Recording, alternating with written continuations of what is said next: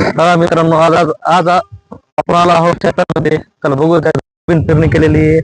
ते आपण बघू शकतात. या साईडला ऊस आहे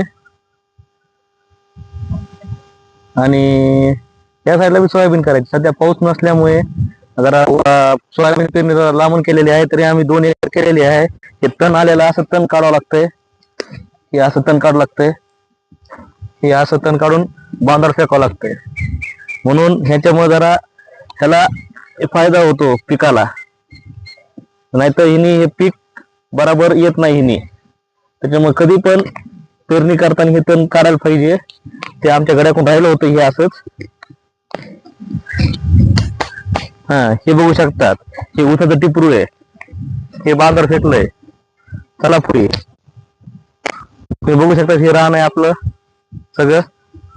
तरी पेरणी झालेली आहे. तर पावसाची प्रतीक्षा करायला होतो आम्ही. चला, धन्यवाद.